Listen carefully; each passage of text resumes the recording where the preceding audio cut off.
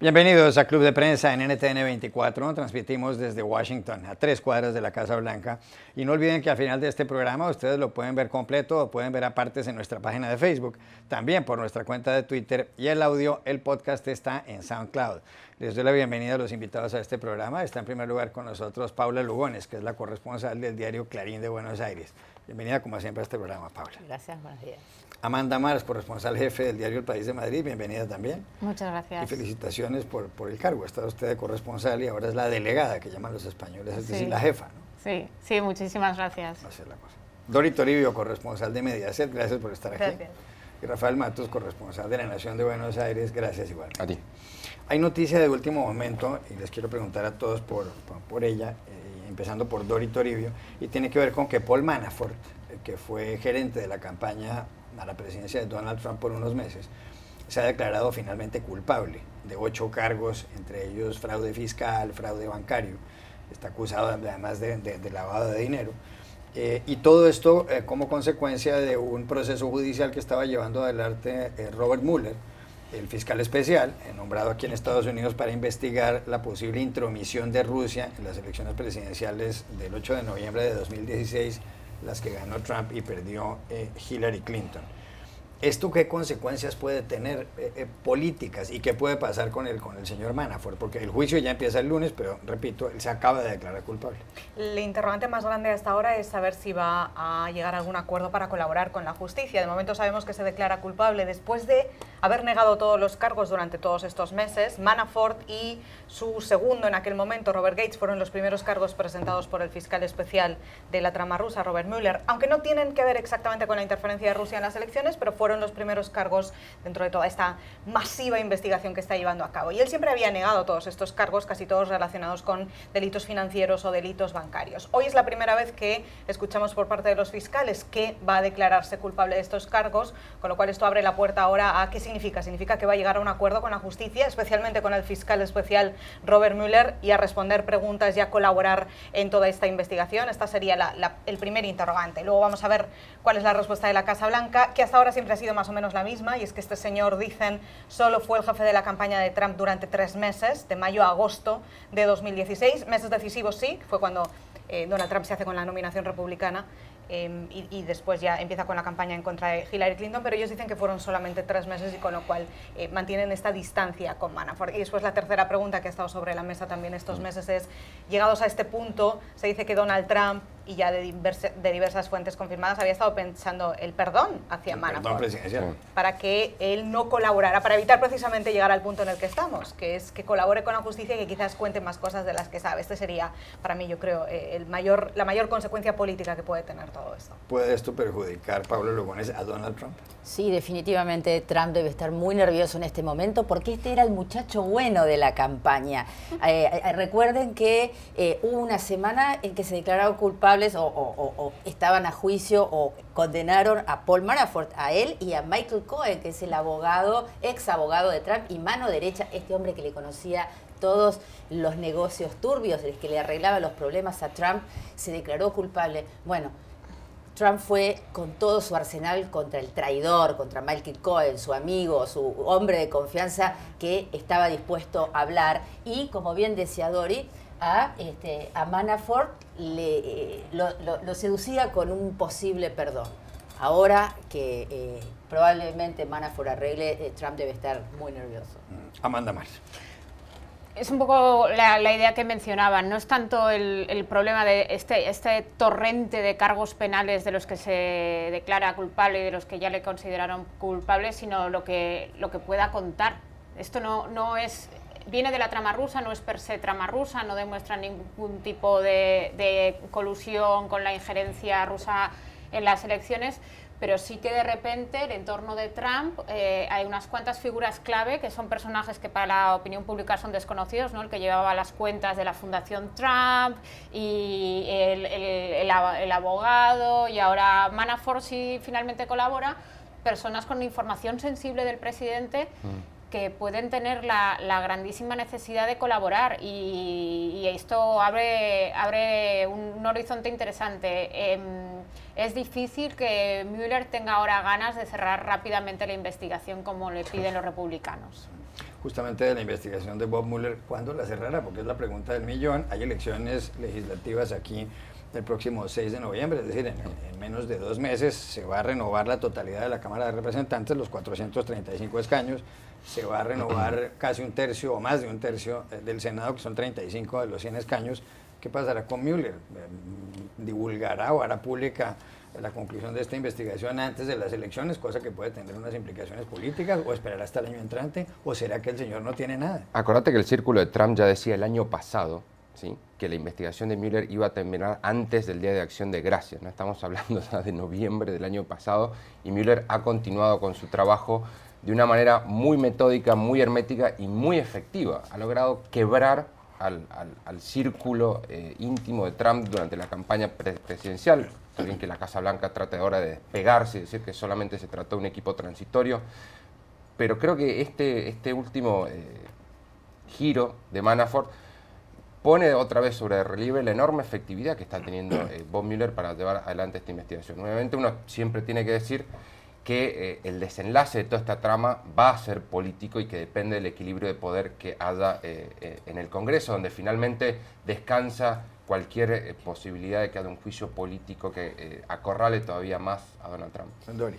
Siguiendo este punto que ponía Rafa de las fechas, solo para cerrar, se decía, o los abogados del presidente querían que Mueller publicara las conclusiones en septiembre. Alrededor decían del 1 de septiembre, fecha que ya pasó. Pero ahora ya hemos entrado en territorio peligroso porque aquí hay una norma no escrita en Washington que dice que 60 días antes de unas elecciones, justicia no debe publicar ningún tipo de conclusión que pueda afectar al resultado de estas elecciones. De ahí que hubiera tanto lío con el director del FBI, James Comey, en 2016. Claro, pensando, cuando publicó, porque se saltó esta con ese antecedente, menos todavía uno debería esperar que Mueller haga algo antes de las elecciones. Claro, entonces antes de las elecciones, según esta norma y según el antecedente de Comey, todo hace pensar que no. Ahora bien, en esta ciudad que se filtra todo, ¿quién sabe si se pueda filtrar algo antes de las elecciones que afecte a las votaciones? No, lo único que quería acotar es que Manafort realmente sí tenía vínculos con Rusia y formales, y porque asesoraba a su consultora política, asesoraba a Víctor Yanukovych, ¿no? En Ucrania con lazos prorrusos. Y por eso tuvo que dimitir. Entonces tuvo que dimitir por eso. Entonces es un funcionario que sí realmente tenía un contacto con los rusos. O sea que, si bien todavía no se sabe qué rol tuvo, realmente seguramente es un pez muy gordo como para que declare, ¿no? Así es.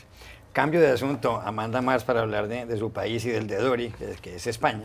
En los últimos meses ha habido muchos escándalos relacionados con dirigentes políticos y los cursos que han hecho en las universidades, bien maestrías o másters, y también con las tesis de grado que han escrito.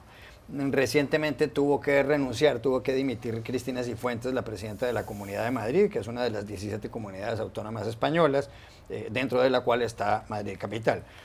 Pablo Casado, el líder del Partido Popular, el principal partido de la derecha española, está en un proceso ya en el Tribunal Supremo, porque hay algunas irregularidades aparentes sobre la forma como él cursó una maestría, un máster. Esta semana, en una sesión en el Congreso de los Diputados, uno de los dirigentes políticos españoles, Albert Rivera, del partido de centroderecha Ciudadanos, puso en duda la tesis de grado del presidente del gobierno español, el socialista Pedro Sánchez, y le dijo, más vale que usted aclare cómo es el asunto de su tesis de grado, porque hay unas sospechas de plagio. Aparecieron informaciones en distintos periódicos, y ayer el diario ABC de Madrid tituló asegurando que la tesis de Pedro Sánchez estaba plagiada, que le había plagiado artículos de otros profesores como Julio Cerviño y como Jaime Rivera de la Universidad Carlos III de Madrid, también algunos documentos de un asesor, de un miembro del gabinete ministerial de José Luis Rodríguez Zapatero, presidente socialista hace algunos años. Muy bien. Hoy el diario ABC, en una editorial, pide que Pedro Sánchez convoque elecciones. Dice que no es apto para ser presidente, que lo que debe hacer es anticipar los comicios, las elecciones generales. Sin embargo, y esto lo publican ya varios medios de comunicación españoles en las últimas horas, se ha hecho un análisis con dos sistemas que pueden probar si hay plagio o no, con dos páginas web. Un sistema se llama Turnitin, que es el que usa la Universidad de Oxford, el otro se llama PlagScam, que es el que se usa en el resto de Europa, y han llegado a la conclusión de que en las 342 páginas de la tesis de Pedro Sánchez, ahí no se podría asegurar que ha habido un plagio. Puede haber algunas cosas similares, algunas similitudes, pero que ahí no hay un plagio. Y para rematar, y perdón por esta introducción tan larga, ahora resulta que la Universidad Autónoma de Barcelona dice que el señor Albert Rivera, quien acusó a Pedro Sánchez, no es doctorando en Derecho, es decir, que no está cursando el doctorado en Derecho. Es verdad que él estuvo 2 años ahí, pero no está matriculado en la universidad. Muy bien. La pregunta aquí es, ¿quién gana y quién pierde en todo este escándalo? Porque da la impresión de que pues la Universidad Pública Española, o por lo menos algunas, como la Rey Juan Carlos, está quedando bastante mal. Creo que es decepcionante para los estudiantes de las universidades españolas lo que está pasando, aquellos que sí tienen que ir y trasnochar para presentar exámenes. Sí, al margen de que ahora mencionaremos el tema de los políticos, creo que ha dado en la clave de las grandes víctimas de esto, que es la Universidad Española y los estudiantes. No se puede imaginar alumnos de la Universidad Rey Juan Carlos, que ha sido la más afectada por estos escándalos, un alumno que tenga un máster de esa universidad, de repente, ¿qué devaluación del título tiene? ¿Qué estafado se puede sentir? Sí. ¿No? Y estos son las grandes víctimas. Y creo que la Universidad Española, que hace favores de esta manera a los políticos, que haga favores de se está corrompiendo. Es un tipo de corrupción. La corrupción no simplemente va de dinero metido en sobres. Regalar una titulación, favorecer la titulación de alguien que crees que en el futuro va a llegar a algo, eso es corrupción. Además es corrupción con la universidad, ¿no? Que se supone que es el lugar donde uno busca su ascensor social, ¿no? Donde uno empieza a formar su carrera profesional y intenta labrarse un futuro. Y eso para empezar. En cuanto a lo de los políticos, bueno, el caso de Pedro Sánchez, bueno, se han hecho estas pruebas que quizás sean ya concluyentes de que no hay plagio y en cualquier caso hacer una tesis mejor o peor no es motivo uno para tener que dejar la política. Eso para empezar.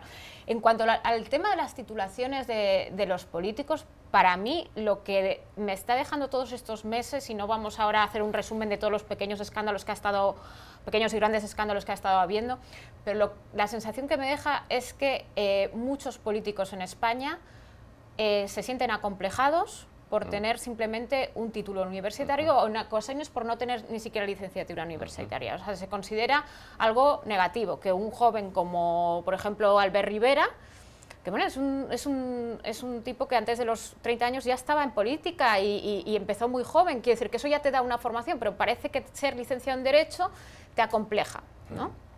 Entonces, creo que eso hay que reflexionarlo. Sé que lo políticamente correcto ahora es decir, cuantos más títulos y másteres en Harvard, mejor. No siempre. Es decir, un político puede tener una gran formación, tener una gran visión política y estratégica sin tener ese posgrado en Harvard que ha convertido un curso de fin de semana en un posgrado en Harvard y está mintiendo en su currículum. Entonces, si quisiéramos que en la política de España solo se dedicase la gente que ha estudiado en Stanford, el grupo de gente que podría dedicarse a la política en España sería muy pequeñito. Una élite muy pequeña. Muy pequeñito. ¿Es eso lo que queremos? No necesitamos a esas personas pues, dirigiendo nuestros laboratorios, nuestras agencias de salud medioambiental y que los políticos simplemente demuestren su capacidad de gestión y de estrategia. Entonces creo que eso hay que reflexionarlo. Hay también de fondo un descrédito de la política. Yo he visto a políticos decir públicamente, desacreditar públicamente a otros políticos por decir, esta persona durante toda su vida no se ha dedicado a nada más que a la política. Y a mí eso me deja sorprendida que lo diga un político o que alguien que está en política, porque pienso, ¿dirías eso de un médico? ¿Dirías eso de un economista? No, lo dices de un político. ¿Te parece mal que un político lleve desde los 20 años en la política? Por otro lado, Rafael Matute, la tesis de grado la tesis doctoral de Pedro Sánchez se titula Innovaciones en la diplomacia económica española, análisis del sector público 2002-2012. No deja de llamar la atención, eso sí, que la tesis no era pública. Aparecía simplemente el nombre en una página web, pero había que ir a la universidad Camilo José Cela, la tesis de la Camilo José Cela, para consultarla ahí, para abrirla y poderla leer. No deja de ser llamativo. ¿Quién gana y quién pierde en medio de todo este escándalo o tras todo este escándalo? Anoche cenaba con unas amigas españolas y decían esto que acaba de decir Amanda, ¿no? Creo que la que más pierde es la educación, ¿no? Estudiar es un privilegio por el que, por ejemplo, aquí en Estados Unidos los jóvenes se endeudan con miles y miles de dólares para poder hacerlo. Nosotros en Argentina tenemos la suerte, como pasa también en países de Europa, de tener educación universitaria gratuita. Yo soy egresado de una universidad pública y para mí siempre fue un enorme privilegio poder tener una carrera universitaria por la que no pagué un peso. Y me parece que este maltrato, esta degradación que se hace de algo tan sagrado, tan importante para el desarrollo de una sociedad como es la educación, es muy dañino, ¿no? para toda la sociedad. Eso por un lado. Por otro lado, también hay una realidad que es innegable, y es que muchísima gente miente en sus currículum vitae. Muchísima gente trata de, llámese, decorar o inflar un poco sus laureles para tratar de aparecer ante el mundo mejor de lo que realmente son. Hay un problema ya de honestidad, de valores muchísimo más profundo. Hay un dato que yo estaba buscando justamente recién y es de una consultora que se llama HireRight, que todos los años hace una encuesta global entre empleadores, y en la encuesta de 2007 revelaron que el 85% de las empresas dice que sus propios empleados no fueron 100% honestos en los currículums que presentaron para obtener un trabajo, ¿no? Creo que hay un problema muchísimo más de fondo ahí, ¿no? Que es la honestidad como un valor que a veces parece perdido. Dori Toribio. Leía el otro día un tuit que decía algo así como que veremos cuando empecemos a revisar el nivel alto de inglés que presume mucha gente tener en su currículum y que posiblemente tampoco sea cierto. Esta es una de las partes importantes que a mí me parece de todo lo que está pasando en España. Recordemos que en Europa este ha sido un tema político durante años. En Alemania dimitieron 2 ministros seguidos, uno de defensa y una de educación La de educación. La de educación en 2011 y después en 2013 por haber plagiado parte de la tesis, que además eran como 20 páginas en el caso o había citas en 20 páginas en una tesis de 300 en el caso de la ministra de Educación. Hubo otro caso muy sonado en el Parlamento Europeo también de un alto cargo, aunque esta era ya más tremenda porque era una tesis de 220 páginas y había plagiado 200, pero había sido en los 90 cuando aún no eran digitales y esto salió a la luz ahora años después. Entonces esto era un debate que existía ya en Europa y que muchas veces en España, cuando teníamos todos estos casos de corrupción, se decía, bueno, en Alemania la gente dimite por plagiar tesis y aquí no dimite nadie. Bueno, lo dijo Pedro Sánchez en el debate de la moción de censura cuando él tumbó a Mariano Rajoy. Él mismo lo dijo ahí, y le dijo, pero señor Rajoy, es que aquí en Europa hay gobiernos tan serios como en Alemania, donde la gente dimite por haber plagiado una tesis de grado. Y el contexto de esa frase era que en España durante muchos años se decía que pese a los grandes escándalos de corrupción nadie dimitía. Ha sido en los últimos meses, en el último año, cuando de repente hay una cascada de dimisiones. Y ahora las últimas dimisiones, desde a principios de año, cuando dimitió la presidenta de la Comunidad de Madrid, Cristina Cifuentes, también por un escándalo de un máster en esta universidad, que después se complicó con otras cosas, pero ese era el origen. Y hace esta misma semana la ministra de Sanidad del gobierno socialista, del otro partido, el que ahora está en el poder, también dimitía por una cuestión como esta. Esto es nuevo en el contexto español y esto es importante subrayarlo, porque hemos pasado de una situación en la que costaba mucho dimitir, ahora estamos en un tema que no se había puesto sobre la mesa en España, que son las falsificaciones de notas, los plagios en las tesis, obtener títulos de manera irregular, que pone el foco primero en la clase política y después, como poníais sobre la mesa, y me parece muy importante lo que ha subrayado Amanda, es poner el foco en concreto sobre esta universidad, que ahora el Supremo tiene que ver si realmente se estaba regalando títulos para hacer favor a políticos o a personas que estuvieran en determinados cargos, lo que es una acusación muy grave en un contexto donde la universidad pública en España, como sabemos, es tan importante, a diferencia, por ejemplo, aquí de Estados Unidos. Esta es una reflexión importante. Y la segunda que yo me hago con todo esto es que escuchaba en las últimas horas una entrevista a cierto político que decía, yo no tengo máster, que nadie se preocupe, todo bien. Ahora vamos a pasar al lado contrario, es decir, quien menos haya estudiado, quien menos máster tenga va a estar más reconocido, a mí tampoco me parece bien. Es decir, hay que buscar aquí una solución intermedia, ni hace falta que es mejor no haber ido a la universidad, este paso. Claro, ni hace falta solo confiar en gente que tenga un título de Harvard. Evidentemente, ese escenario que planteaba Amanda tampoco tiene mucho sentido en España, aunque a mí me gusta ver estas cosas, y esto es personal, en los currículums de los políticos, porque eso significa que hablan inglés, algo que en España no pasa tan a menudo, y que hablan inglés bien, con lo cual esa parte a mí me gusta. Pero bueno, ese sería el escenario, pero tampoco vayamos a ir al siguiente que, bueno, que no estudien nada, que no hablen ningún idioma. Aquí, para estar seguros, el EGB la titulación básica y ya todos tranquilos. No, esto tampoco. Yo creo que en algún momento vamos a pasar al plano central, que sería una cosa intermedia, y ahora el foco está efectivamente sobre el presidente del gobierno, que habrá que ver exactamente qué pasa, cuál es la conclusión sobre esto. De España es un Me Too académico, totalmente.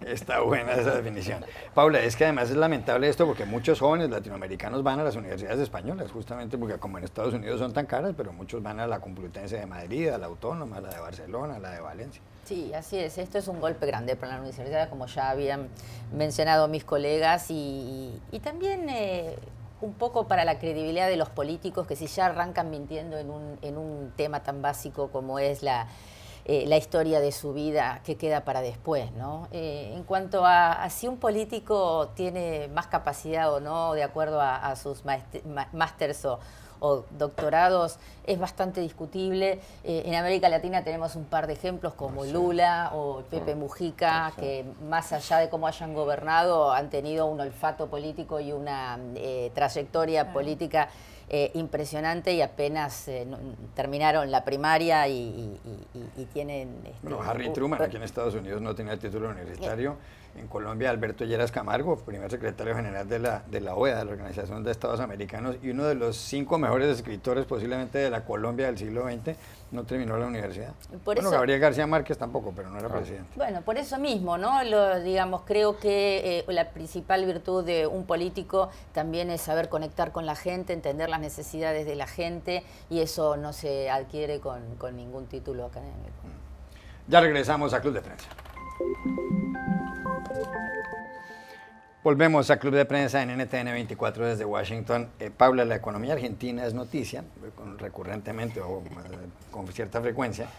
En el último año el peso argentino ha perdido casi el 53% del valor con respecto al dólar. El gobierno del presidente Mauricio Macri algunos de sus representantes vinieron aquí a Washington, hablaron con la directora gerente del Fondo Monetario Internacional, la señora Christine Lagarde. El Fondo Monetario les ha autorizado un dinero que son 50.000 millones de dólares que podría utilizar el gobierno argentino. Hay una nota en BBC Mundo del periodista Daniel Pardo y cuenta algunas cosas. Por ejemplo, dice que según Standard & Poor's, las economías más frágiles del mundo son 5 en este momento, que son las de Turquía y Egipto, Pakistán, Qatar y Argentina. Y luego aparece una tabla, según JP Morgan, la segunda economía que genera más desconfianza en América Latina, detrás de la de Venezuela, es la de Argentina. Está por encima de la de Brasil, más atrás está México, y después más allá está Colombia. Y lo que señala esta nota de BBC Mundo es que posiblemente una de las grandes fallas de la economía argentina es que cada vez que cambia el gobierno, cambia el presidente, cambia el modelo económico. ¿Es eso así? Porque realmente suena un poco asombroso que Argentina, un país que fue de los más ricos del mundo a principios del siglo XX, pues tenga una de las economías más frágiles de la región. Lamentablemente, por ahora es así. Si vemos las cifras, asustan. El nivel de inflación, por ejemplo, para este año se calcula un 40 y pico %, cuando hace 3 meses estimábamos, o el gobierno estimaba, como catástrofe iba a ser de 20, 21%. Las cosas cambian tan rápidamente en nuestro país que los periodistas y los economistas no pueden seguir el ritmo de semejante nivel de cambios y de turbulencias.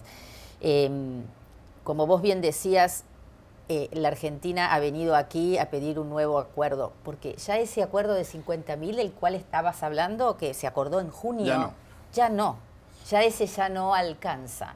Estábamos hablando de hace 2 o 3 meses, ahora vuelve a pedir más dinero al FMI. Lo que pide ahora es que adelanten esos desembolsos que habían firmado en aquel acuerdo, porque ya no alcanza. Lo de junio ya no sirve, se necesita más plata del FMI. También se habla de que no solo adelanten esos tramos previstos para el 2020 y 2021, sino que también se habla de que se puede pedir más plata aún de esos 50.000 millones de dólares. También circuló con fuerza el rumor de que el Tesoro de los Estados Unidos podría prestarle más dinero a la Argentina. Todo esto en medio de un contexto de gran incertidumbre. Sube el riesgo país, las inversiones no llegan, los capitales se van, el dólar sube. Hay una enorme incertidumbre también con la gente, ¿no? Porque este acuerdo del FMI obliga a que el gobierno tome unas pautas muy duras en el aspecto fiscal, en reducir el déficit fiscal. Esto evidentemente va a tener un enorme impacto en la economía diaria de la gente, que ya se ve afectada por la inflación.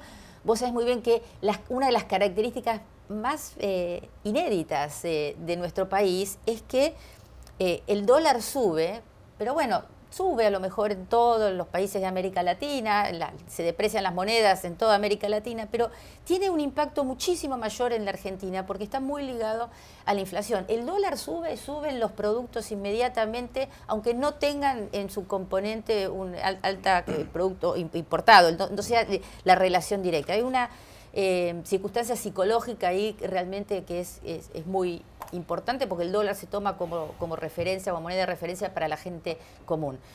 Entonces este es un panorama muy complejo que hace que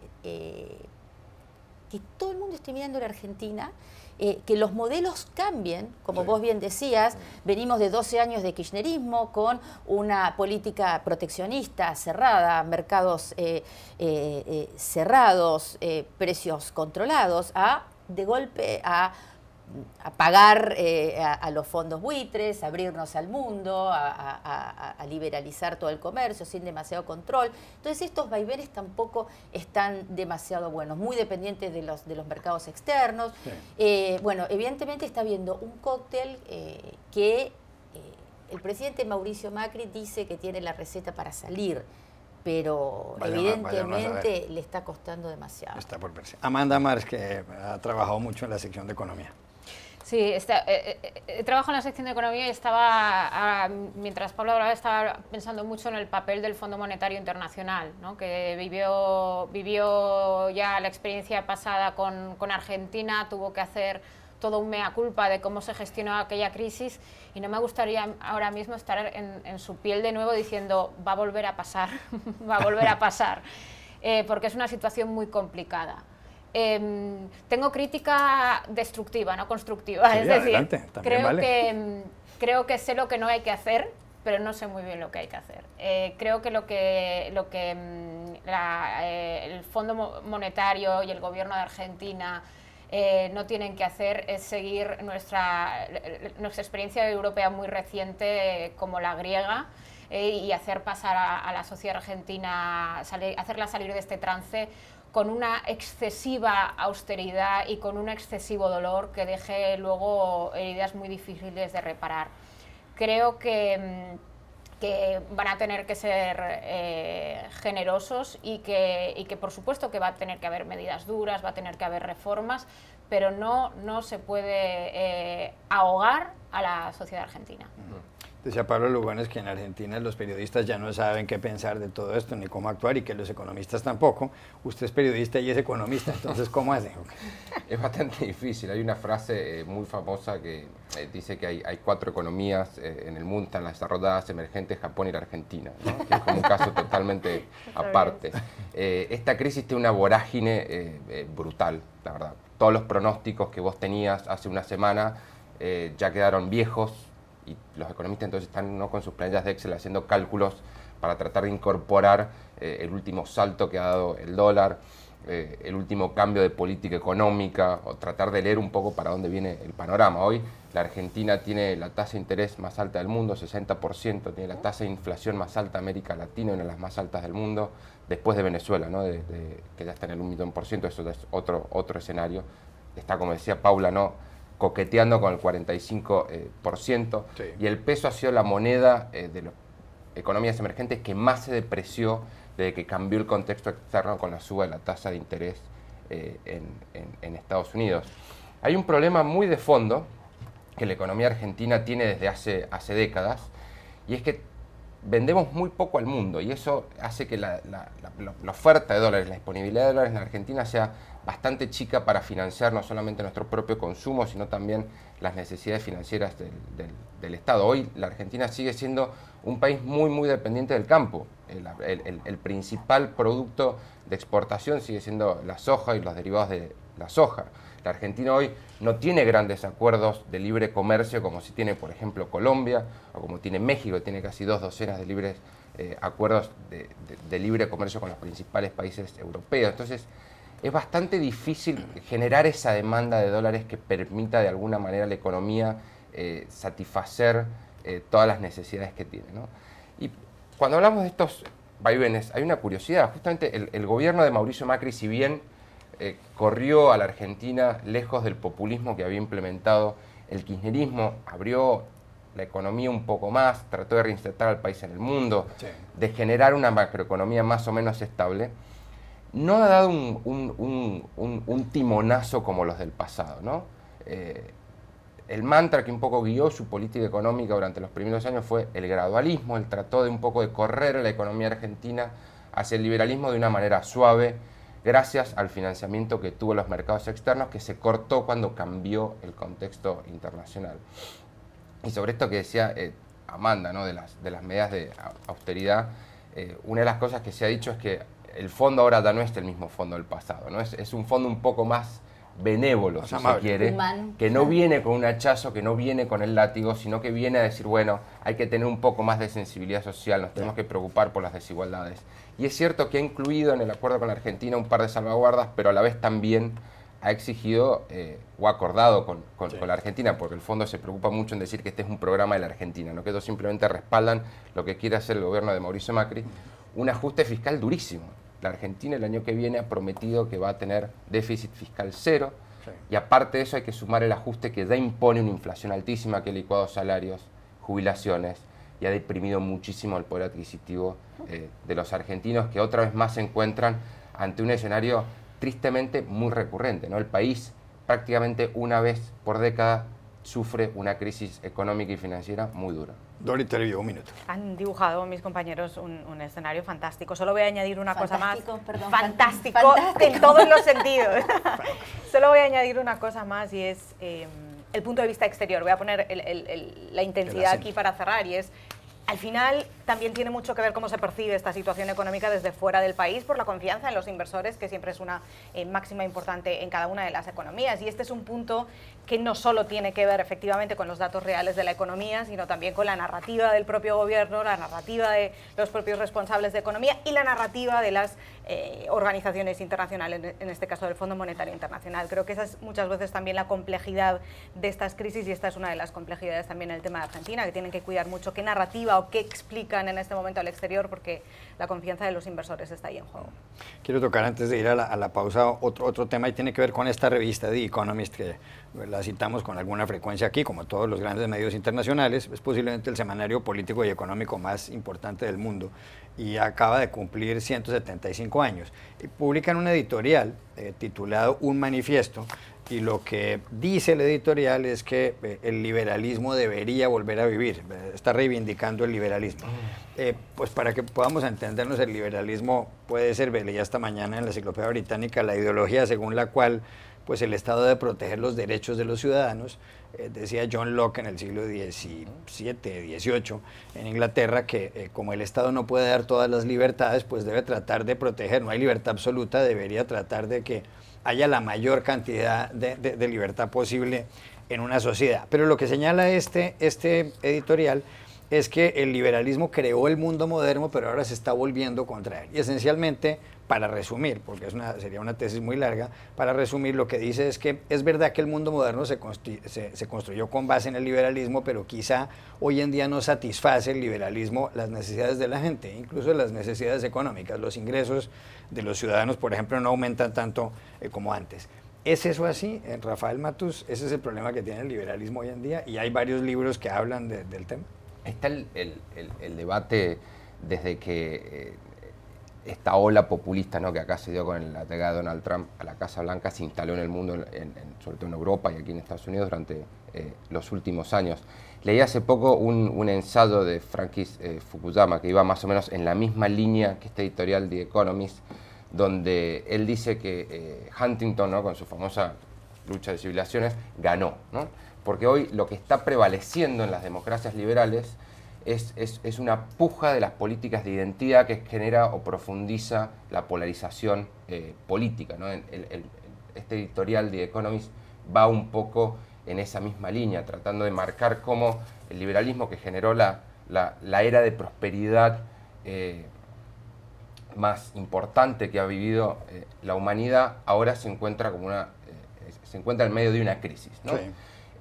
Rescato dos cosas de este editorial. Primero, esto que dice que se necesitan medidas muy audaces, ¿no?, y que critica a Hillary Clinton porque la campaña presidencial de 2016 no propuso ninguna medida audaz. Y ella tenía una medida en carpeta, una idea en carpeta, que era implementar un ingreso universal, que no decidió proponerla porque no tenía cómo financiarla. Y muchos hoy, sobre todo en el progresismo de Estados Unidos, se preguntan si eso no le hubiera servido para llegar a la Casa Blanca, porque le hubiera permitido manejar mejor el desafío que le hizo desde la izquierda Bernie Sanders en la primaria y aparte contener esta oleada populista de Donald Trump.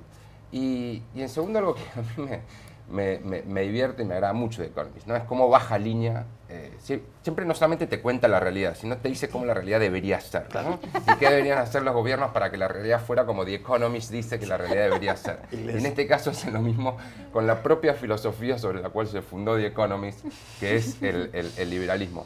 No creo, sí, a veces se trazan pronósticos muy lúgubres, ¿no? Como que el mundo se encamina hacia una nueva era donde el fascismo puede llegar a terminar comiéndose a las democracias liberales. Claro. No creo que sea así, me parece que es más bien una corrección como tantas otras. Ya, y aquí les quiero pedir brevedad en las respuestas siguientes, pero dice esta revista, por ejemplo, que cuando se fundó la expectativa de vida en el mundo era de 30 años, ahora es de 70 aproximadamente, la pobreza se ha reducido del 80% al 8%, pero lo que señala es que en 71 países han ido perdiendo terreno las libertades, según Freedom House aquí en Estados Unidos, y solamente una tercera parte de los menores de 35 años en Estados Unidos dicen que es vital vivir en democracia. Es decir, parece como que esto estuviera fracasando. En 40 segundos, ¿cuál es su percepción de este editorial, Amanda Marx? Que la democracia es como la salud, se da por hecha cuando la tienes. Quiere decir que sí que veo que ese último porcentaje es preocupante, pero no me lo tomo en serio. Paula Lugones. Que creo que todas estas cifras son ciertas, ha habido enormes momentos de prosperidad, pero el liberalismo ha tenido muchas fallas, sobre todo la desigualdad, ¿no? En países desarrollados como este, el 1% de los más ricos es lo que se ha llevado la mayor cantidad de privilegios, ¿no? Es como muchos dicen que el liberalismo llegó a los empresarios, pero no a los trabajadores, y esto creo que es algo que tiene que reverse. Dori Toribio, 40 segundos. Yo soy muy fan de las revisiones en general, en todo, en la economía, en la política y en la vida, porque lo lógico cuando uno establece posturas y fundaciones hace mucho tiempo que hay que revisarlas con el progreso, y el liberalismo ha tenido que repensar muchos de sus posicionamientos desde una filosofía que se basa en el individuo. Hace una década, cuando estábamos en esa pelea entre lo global y lo local, hay que replantear muchas cosas, y ahora que estamos en este resurgir de los nacionalismos y de los populismos proteccionistas, con lo cual replantear y redibujar el liberalismo clásico, o al menos cuestionar los principios fundacionales de base, yo creo que eso es saludable en los tiempos en los que estamos, en los que hacen falta soluciones sobre todas cosas. Ya regresamos a Club de Prensa. Volvemos a Club de Prensa en NTN 24 desde Washington. Paula Lugones, ¿para quién fue esta semana una semana fatal? Una semana fatal para Cynthia Nixon, la actriz de Sex and the City. Miranda, la abogada pelirroja, bueno, se había postulado a un gran desafío que era en la interna demócrata derrotar al gobernador Andrew Cuomo en Nueva York, un peso pesado absoluto del Partido Demócrata, y perdió las elecciones Cynthia, pero lo interesante es que al menos consiguió correr a Cuomo por izquierda. Si bien ella perdió, fue un fracaso personal porque era la primera vez que se presentaba y se lanzaba a la carrera política con una agenda muy liberal, muy de izquierda. Perdió, pero logró al menos correr un poquitito la agenda del gobernador Cuomo hacia la izquierda. Pero bueno, en definitiva fue una derrota y por más de 30 puntos. No. Amanda Mars, ¿para quién fue esta semana? Una semana nefasta, una semana fatal. Pues para Ricardo Ezzati por el encubrimiento de los abusos sexuales a niños en Chile. Esta semana la Fiscalía ha ordenado el registro de 4 obispados por sorpresa, porque no confían en que si les piden la documentación la vayan a entregar y bueno, desde luego para él. Dori Toribio, ¿para quién fue esta semana? Una semana nefasta, una semana fatal. Para mí ha sido para Donald Trump, y hoy he repasado, no suelo situarlo en la mala semana, de todos los años que llevo aquí en Club de Prensa no suelo situarlo en la mala semana porque me gusta diversificar, ¿no? Hay tanta gente que tiene malos momentos en el mundo. No ha sido tantas veces, pero esta semana sí no quería dejarlo pasar porque creo que ese tuit que ha lanzado estos días cuestionando que hubiera 3.000 muertos en el huracán de Puerto Rico después de golpear el huracán María el año pasado. Creo que cuestionar algo así, que es una cifra oficial, que resulta de un estudio independiente que encarga el gobierno de Puerto Rico a la Universidad de George Washington aquí, que después el gobierno de Puerto Rico aprueba, que es una cifra que se está dando, ponerla en cuestión.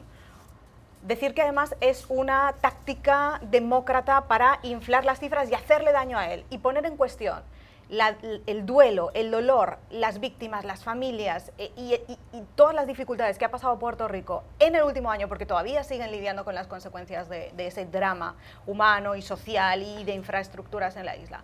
Creo que hacer eso desde la presidencia de Estados Unidos, la misma semana en la que se está gestionando la llegada de un huracán aquí a la costa este, que está golpeando hoy en Carolina del Norte, que además es la semana del aniversario número 17 de los atentados del 11S, es decir, estar lanzando estos tuits desde la Casa Blanca, cuestionando así las víctimas humanas de una tragedia, me parece de lo peor que se ha hecho en esta presidencia de Donald Trump. Rafael Matus, ¿para quién fue esta semana? Una semana fatal. Para el presidente de la Argentina, Mauricio Macri, y el peso argentino, que otra vez sufrió una nueva depreciación, volvió a pasar los 40 pesos por dólar, siendo, como te decía, la moneda emergente que más se depreció en lo que va del año, y a eso se suma que esta semana también se volvió a conocer el dato de inflación, el último dato de inflación, que fue muy malo, de cerca del 4%, con eso la inflación anual está cerca del 34%, y todo indica que el año va a terminar 45-45, dólar 45, inflación alrededor de 45%, comprometiendo sus chances de ser reelecto presidente el año próximo. Macri todavía está tratando de domar la crisis económica en la que se encuentra el país. Ya regresamos a Club de Prensa. Volvemos a Club de Prensa en NTN 24 para despedirnos. Gracias, Pablo Lugones, por haber estado aquí, Amanda Mars, Dori Toribio y Rafael Matus. Y a ustedes los espero en una próxima oportunidad en Club de Prensa. Claro, eso.